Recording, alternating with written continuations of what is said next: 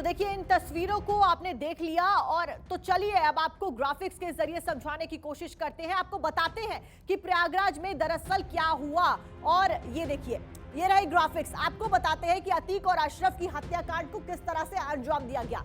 खबर क्या है पहले ये समझते हैं। प्रयागराज में अतीक और अशरफ का मर्डर किया गया कल रात को जब वो मेडिकल करवाने के लिए जा रहे थे। आज क्या होगा, अतीक और अशरफ के शव का आज पोस्टमार्टम किया जाएगा। कल हत्या कर दी गई गोली मारकर उनकी।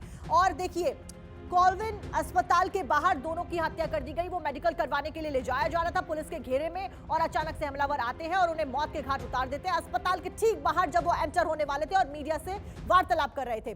आज क्या होगा इस मामले में, स्वरूप रानी अस्पताल में इन दोनों का पोस्टमार्टम किया जाएगा। बताया जा रहा है कि सुबह 10 बजे पोस्टमार्टम की प्रक्रिया शुरू होगी और दोपहर तक ही कंप्लीट हो जाएगी। 3 डॉक्टरों का पैनल मौजूद रहेगा और वीडियोग्राफी के जरिए नजर रखी जाएगी। तो देखिए हत्याकांड का सनसनीखेज वीडियो सामने आया है, जो वीडियो लगातार हम आपको दिखा रहे थे किस तरह से अतीक सामने आता है, मीडिया से बात कर रहा होता है, उसको गोली लगती है, फिर अशरफ को गोली लगती है, दोनों जमीन पर ढेर हो जाते हैं और उसके बाद हमलावर सरेंडर कर देते हैं। तो देखिए 3 डॉक्टर्स का पैनल आज पोस्टमार्टम में मौजूद रहेगा और उनकी देखरेख में, उनकी निगरानी में इस पोस्टमार्टम को अंजाम दिया जाएगा, अतीक का भी और अशरफ का भी। पुलिस ने तीनों आरोपियों को गिरफ्तार कर लिया। उन तीनों आरोपियों ने सरेंडर कर दिया था कल। उसके बाद पुलिस ने उसी समय उनको गिरफ्तार कर लिया। फिलहाल यूपी एसटीएफ उनसे जांच पड़ताल कर रही है और सवाल जवाब का सिलसिला लगातार उनसे किया जा रहा है। पोस्टमार्टम की वीडियोग्राफी कराई जाएगी, यह भी कह दिया गया है, ताकि किसी भी तरीके का बाद में प्रश्न न उठाया जाए पोस्टमार्टम रिपोर्ट के ऊपर या किसी भी चीज के ऊपर। इसलिए वीडियोग्राफी के सख्त निर्देश फिलहाल जारी कर दिए गए हैं। आपको बता दें कि मीडिया कर्मी बनकर आए थे तीनों आरोपी। ये नई चीज पता चली कि वीडियो जो तीनों आरोपी थे, तीनों हमलावर थे जिन्होंने इस हत्याकांड को अंजाम दिया, वो मीडिया कर्मी बन के आए थे। क्योंकि अशरफ और अतीक दोनों ही मीडिया वाले लोगों को अपना रिएक्शन दे रहे थे और कुछ सवाल जवाब उनसे किए जा रहे थे मीडिया के द्वारा। उसी बीच ये हमलावर घुसते हैं और ये हमलावर मीडिया कर्मी बनकर ही घुसते हैं। आपको बता दें रिश्तेदारों को शव सौंपने के ऊपर अभी तक कोई निर्णय नहीं लिया गया है। इस बीच बड़ी खबर सामने आ रही है, सुबह 9 बजे फिर होगी एक महत्वपूर्ण मीटिंग्स का सिलसिला लगातार जारी है। तो सुबह 9 बजे एक और मीटिंग, यानी कि अब से कुछ घंटे बाद एक मीटिंग की जाएगी। सीएम योगी अधिकारियों के संग बैठेंगे और बैठक करेंगे, मीटिंग करेंगे। कल रात 3 घंटे से भी ज्यादा तक बैठकों का दौर लगातार जारी रहा। मीटिंग में DGP, SDG, law and order मौजूद रहे। सभी बड़े आला अधिकारी भी बैठक में मौजूद रहे। आपको बता दें फिलहाल ये 9 बजे एक बैठक होगी और सीएम योगी आदित्यनाथ की अधिकारियों के संग ये बैठक होगी। यूपी के लॉ एंड ऑर्डर, यूपी की सुरक्षा व्यवस्था और उत्तर प्रदेश के बारे में इस मीटिंग में डिस्कस होगा। तो देखिए अधिकारियों को सीएम योगी का आदेश जारी हुआ। इस बीच फील्ड में तैनात रहे अधिकारी। सीएम योगी ने बोला अफवाह फैलाने वालों पर सख्त कार्रवाई की जाए। इसी के चलते एहतियातन आपको बता दें प्रयागराज में भी कई जगहों पर इंटरनेट सेवा फिलहाल बंद कर दी गई है। अफवाहों पर ध्यान ना दे जनता, सीएम योगी के सख्त निर्देश यहां पर जारी कर दिए गए हैं। तो ये बड़ी खबर, अधिकारियों को सीएम योगी के आदेश दिए गए हैं। आदेश में सीधे तौर पर कहा गया है कि फील्ड में तैनात रहे अधिकारी, अफसर और अफवाह फैलाने वालों पर सख्त कार्रवाई की जाए। अफवाह पर ध्यान ना दे जनता।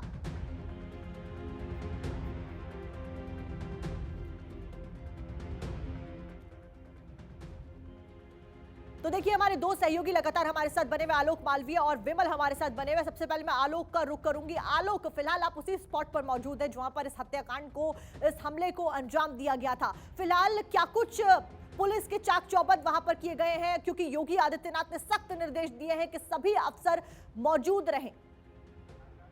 जी बिल्कुल, देखिए यहाँ पर सुरक्षा के चाक चौबंद व्यवस्थाएं की गई हैं। दोनों ओर से बैरिकेड्स किया गया और पुलिस की पिकेट की 4 गाड़ियां यहाँ पर मौजूद हैं, जो कि दोनों ओर लगी हुई है और लगातार यहाँ पर कॉम्बिंग की जा रही है कि किसी भी तरह से कोई भी परिंदा पर न मार सके। सुरक्षा के लिए पूरे शहर में लगातार कॉम्बिंग चल रही है और कॉम्बिंग चलने के साथ ही जगह जगह पे बैरिकेड्स किए गए हैं। बैरिकेड्स किए जाने के साथ ही लोगों से, हर आने जाने वाले से पूछताछ की जा रही है। शहर के बाहर से जो व्यक्ति शहर के अंदर आना चाह रहा है उसकी आईडी प्रूफ देखी जा रही है और उससे कारण पूछा जा रहा है कि क्यों शहर में जाया जा रहा है। इस बात को लेकर पुलिस के जो अधिकारी हैं उन्होंने हाई अलर्ट जारी किया है और अपने मातहतों से इस बात के सख्त निर्देश दिए हैं कि जो भी बाहर से गाड़ियां आ रही है उन गाड़ियों की सघन चेकिंग की जाए।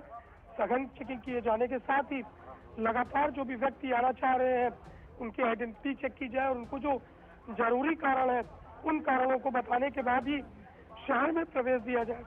तो यह महत्वपूर्ण जानकारी है। जी बिल्कुल आलोक, टीमें काफी अलर्ट हैं और सुरक्षा के चाक चौबंद फिलहाल कर दिए गए हैं और विमल भी लगातार हमारे साथ बने हुए। विमल, आप अस्पताल के बाहर मौजूद हैं जहां पर पोस्टमार्टम की प्रक्रिया को अंजाम दिया जाएगा। 3 डॉक्टर्स का पैनल मौजूद रहेगा, वीडियोग्राफी कराई जाएगी और काफी स्ट्रिक्ट माहौल के बीच में इस पूरे पोस्टमार्टम को अंजाम दिया जाएगा। मैं आपसे समझना चाहूंगी, अभी फिलहाल शव कहां पर रखे गए हैं दोनों के?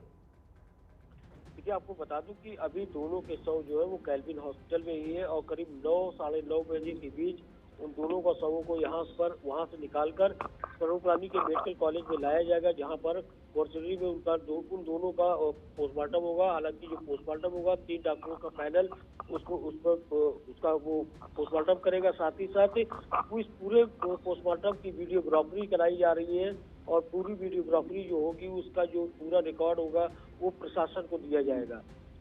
जी बिल्कुल विमल, लगातार पल पल की अपडेट्स आप भी हमारे साथ पहुंचा रहे हैं और आलोक भी लगातार हमारे साथ बने हुए। आलोक, देखिए सुरक्षा के चाक चौबंद तो कर दिए गए हैं, लेकिन बड़ा सवाल यहां पर यह भी उठता है कि जब इतनी हाई सिक्योरिटी के बीच में इस हमले को कैसे अंजाम दे दिया जाता है? जी बिल्कुल, देखिए जो हमलावर है इन्होंने कई दिनों से रेकी की थी। रेकी करने के साथ ही वह अतीक अहमद की पल पल की जानकारी जुटा रहे थे कि अतीक अहमद कहाँ जाते हैं, उनका भाई कहाँ जाता है। इन सब चीजों को देखते हुए लगातार 3 दिनों तक उन्होंने रेकी की और कई बार उन्होंने प्रयास किया कि वो हमला करें और उनको मौत के घाट उतार दें, लेकिन उनको समय नहीं मिल पाया। यहाँ पर जब बाइट चल रही थी तो पुलिसकर्मी थे वो थोड़ा सा ढीले थे और ढीले होने के साथ ही वो बाइट पुलिस से करवा रहे थे कि अतीक अहमद अपने बेटे की मौत के बारे में कुछ बोलना चाहते हैं, वो बोल लें। जिस वजह से जैसे उन्होंने बोलने की बात शुरू की तो जो हमलावर मीडिया कर्मियों के भेष में आए थे उन्होंने ताबड़तोड़ फायरिंग शुरू कर दी, जिस वजह से इस घटनाक्रम को अंजाम दिया गया। उसके बाद इन लोगों ने हाथ ऊपर करके सरेंडर कर दिया। सरेंडर किए जाने के बाद इनको ले जाया गया और इनसे पूछताछ की गई तो इन्होंने बताया कि जमीन के कारोबार करने के बाद अतीक अहमद सभी को मारता था। कोई उनकी जो है पेशी अगर होती थी, किसी तरह से कोई बातचीत होती तो उस बातचीत को नहीं सुनता था, जिस वजह से इस घटनाक्रम को किया गया है। जी बिल्कुल आलोक, बने रहिए आप हमारे साथ और विमल आप भी बने रहिए। इस बीच एहतेशाम सिद्दीकी हमारे साथ जुड़े हैं। एहतेशाम से मैं सवाल करना चाहूंगी। एहतेशाम, ये बड़ी खबर सामने आ रही है कि दोनों हमलावरों ने कबूल कर लिया है। सूत्रों के हवाले से पता चला है कि दोनों माफिया बनना चाहते थे और अतीक के नक्शे कदमों पर चल रहे थे और उससे भी कई गुना आगे वो निकलना चाहते थे, इसीलिए इस हत्या को अंजाम दिया गया। पुलिस के सूत्रों से जो जानकारी मिल रही है, कहीं न कहीं इनका ख्वाब ऊंचा था और कहीं न कहीं ये जयराम की दुनिया में प्रवेश करना चाह रहे थे। लेकिन सबसे बड़ी बात ये है, जो सवालिया निशान खड़ा होता है, उत्तर प्रदेश के मुख्यमंत्री यूपी में कानून व्यवस्था बेहतर बनाने के लिए लगातार दिशा निर्देश दे रहे हैं। ऐसे में जो पुलिस की कस्टडी में मारा जाता है अतीक और उसका भाई, और कहीं न कहीं सवालिया निशान है। और हम आपको बता दें, तकरीबन 9 बजे के बाद मुख्यमंत्री ने एक बार फिर हाई लेवल की मीटिंग बुलाई है। हम खुद मुख्यमंत्री आवास पर मौजूद है, क्योंकि अभी तो सुबह का वक्त है, थोड़ा सा सन्नाटा है, लेकिन 9 बजे के बाद अफसरों का आना जाना शुरू हो जाएगा। लगातार वो पल पल की मॉनिटरिंग कर रहे हैं, लगातार पल पल की रिपोर्ट ले रहे हैं कि आखिर इतना बड़ा फेल्यूर कैसे रहा, क्योंकि विपक्ष भी है लगातार हमलावर हो गया। विपक्ष का साफ कहना है कहीं न कहीं सिस्टम से चूक हुई है और पुलिस से चूक हुई है और पुलिस को अपनी गलती माननी चाहिए। लेकिन जो दूसरे तरफ का कहना है, जो बीजेपी के नेताओं का कहना, उनका साफ कहना है कि जैसे के साथ तैसा हुआ है और एक दिन उनको जाना ही था वही हुआ। लेकिन सवाल ये खड़ा होता है कि जब अतीक बार बार ये बात कह रहा था कि उसकी हत्या हो जाएगी और ये मामला सुप्रीम कोर्ट में भी था, उस दौरान बाकायदा कई दिनों से उसकी रेकी चल रही थी, कई दिनों से प्लानिंग चल रही थी और उसके बाद ये घटनाक्रम को अंजाम दिया गया है। ऐसे में कहीं न कहीं सवाल खड़ा होना लाजमी है। रही बात कानून व्यवस्था की, पूरे उत्तर प्रदेश में धारा 144 लगा दी गई है। प्रयागराज के आसपास इंटरनेट सेवाओं को भी बाधित किया गया है। लखनऊ में स्थिति पूरी तरह से सामान्य है। जो प्रदेश भर से और भी खबरें आ रही, वहाँ हर जगह पे स्थिति सामान्य है। लेकिन प्रशासनिक आला अफसर जो है लगातार सड़कों पर गश्त कर रहे हैं। भारी संख्या में पुलिस फोर्स सड़कों पर तैनात की गई है, डिप्लॉय की गई है। संडे का दिन है, भीड़ भाड़ कम रहती है, शांति रहती है, रमजान भी चल रहा है। ऐसे में जो अभी तक रिपोर्ट निकल कर आ रही है, वो पूरी तरह से पूरा प्रदेश शांति प्रिय है, सुकून से लोग हैं। किसी प्रकार की कहीं से कोई अप्रिय घटना की सूचना प्रशासन या कंट्रोल रूम को अब तक नहीं मिली है। जी बिल्कुल एहतेशाम, कड़ी सुरक्षा व्यवस्था तो फिलहाल रखी गई है। आप सीएम आवास के बाहर फिलहाल मौजूद हैं। एहतेशाम, बुरे काम का बुरा नतीजा तो होता ही है, लेकिन हाँ, बड़ा सवाल यहाँ पर सुरक्षा व्यवस्था के ऊपर भी उठता है, क्योंकि जिस तरीके से अतीक और अशरफ के द्वारा बार बार ये कहा जा रहा था कि हमारी हत्या करवाई जा सकती है, उसके बाद हत्या हो जाती है और पुलिस बचा नहीं पाती है, तो ये सवाल जरूर खड़ा होता है। एहतेशाम, कल बताया जा रहा है कि कई घंटों तक बैठकों का दौर चला। आज भी 9 बजे आप सीएम आवास के बाहर खुद मौजूद हैं और पल पल की अपडेट्स हमारे तक पहुंचा रहे हैं, और 9 बजे बैठक शुरू होगी। कल क्या कुछ बैठक में निर्णय लिए गए और कितनी देर तक ये बैठकों का दौर जारी रहा, जिसमें आला अधिकारी बताया जा रहा है मौजूद थे?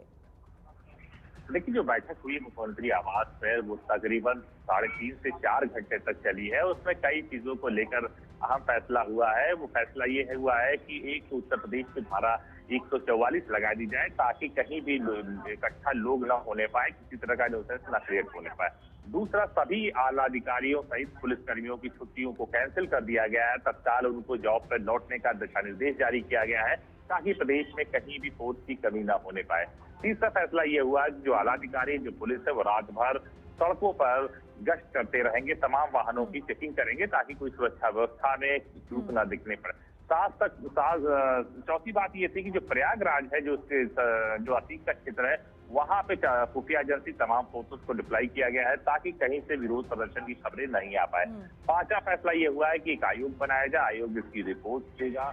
और छठवां फैसला ये हुआ है कि जहां भी जिलाधिकारी को जरूरत महसूस होती है, किसी तरह के बल्क में एसएमएस में माहौल खराब करने की कोशिश की जाती है, उस जगहों पे इंटरनेट की सेवाओं को बाधित किया गया। तकरीबन आधा दर्जन से अहम फैसले हुए हैं और लगातार मॉनिटरिंग की जा रही है। हम आपको बता दें, आला अधिकारी वो जेल से लेकर पुलिस कंट्रोल रूम तक सब लोग मॉनिटरिंग कर रहे हैं। और सबसे बड़ी बात यह है कि तकरीबन 9 बजे के बाद एक बार फिर अफसरों को यहाँ बुलाया गया है और उनके साथ रिव्यू किया जाए कि रात भर में प्रदेश के क्या हालात रहे हैं और आज दिन की क्या प्लानिंग है, कब पोस्टमार्टम होगा, कब सुपुर्द खाक होगा, किनको बॉडी सौंपी जाएगी, आगे की प्लानिंग क्या है, कहीं कोई गैंगवार तो नहीं हो रहा। तमाम बिंदुओं पर होगी, लेकिन सवाल यही खड़ा हो रहा है कि आखिर पुलिस सुरक्षा व्यवस्था के बीच आज इतने बड़े अपराधी को अगर कोई नए सीखे के अपराधी अपनी घटना को अंजाम देते हैं, तो कहीं न कहीं सवाल खड़ा होना लाजमी है। और विपक्ष सहित क्या देश भर के में तमाम जो विपक्ष है वो लगातार सवाल ये कर रहे हैं कि सिस्टम से चूक हुई है, पुलिस से चूक हुई है और इसको पुलिस को जवाब देना होगा। जी बिल्कुल एहतेशाम, ये तमाम जानकारी आपने पहुंचाई, बेहद अहम जानकारी। क्या कुछ निर्णय लिए गए रात की घंटों चली मीटिंग में जिसमें आला अधिकारी मौजूद थे, बेहद अहम जानकारी। एहतेशाम, मैं आपसे समझना चाहूंगी, फिलहाल देखिए प्रयागराज में अलर्ट घोषित कर दिया गया है, आला अधिकारी जो है वो ग्राउंड पर फिलहाल मौजूद है, चप्पे चप्पे को छावनी में तब्दील कर दिया गया है। इस बीच जो आने वाले लोग हैं, प्रयागराज सिटी के अंदर एंटर होने वाले जो लोग हैं, उनके ऊपर कैसे निगरानी रखी जा रही है और किस तरह से फिलहाल बॉर्डर्स के ऊपर चेकिंग अभियान चलाया जा रहा है? देखिए, जो प्रयागराज सटी हुई सीमाएं हैं, सब कुछ सील किया गया है, बैरिकेडिंग लगाई गई, फोर्स लगाई गई है।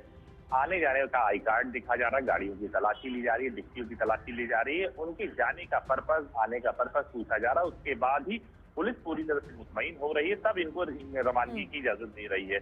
लेकिन अभी तक जो स्थिति है पूरी तरह से शांत है। जो मुस्लिम बाहुल इलाके वहां भी पूरी स्थिति शांत है। प्रशासन अपनी तरफ से तत्परता बरत रहा है, क्योंकि कल रात में जो चूक हुई है वो चूक दोबारा न होने पाए, कहीं कोई उत्तेजना में बाहर निकल कर नारेबाजी न करे, किसी तरह का पथराव ना हो, किसी तरह की भीड़ भाड़ इकट्ठा ना हो। ऐसे में पुलिस की प्लानिंग ये है कि वो फुल प्रूफ प्लान के साथ काम करे, साथ ही वो लगातार जो आला अधिकारी दिशा निर्देश दे रहे हैं उनके हिसाब से काम करे। क्योंकि जिस तरह से लाइव मर्डर हुआ है, लाइव शूट आउट हुआ हो, कहीं न कहीं पुलिस की थ्योरी पर, पुलिस के ऊपर भी सवालिया निशान खड़े कर रहे हैं। अब सबसे बड़ी बात यह है कि जो 3 आरोपी पकड़े गए हैं, उसमें हमीरपुर, बांदा और कासगंज का रहने वाला बताया जा रहा है। लेकिन अब सबसे बड़ी चीज है कि अब तक जो हमारे ग्राउंड रिपोर्टर है वो उनके घर जाने की कोशिश कर रहे हैं, उनके घर की तलाशी कर रहे हैं, लेकिन जो लोकल थाना है, जो लोकल इंटेलिजेंस, उनको भी ठीक से पता नहीं है कि ये लोग रहने वाले कहाँ के हैं। अब तक जो हमें जानकारी मिल रही है वो तीनों की जानकारी एकदम सही मिल रही है कि हमीरपुर, बांदा, कासगंज के रहने वाले हैं। लेकिन अब तक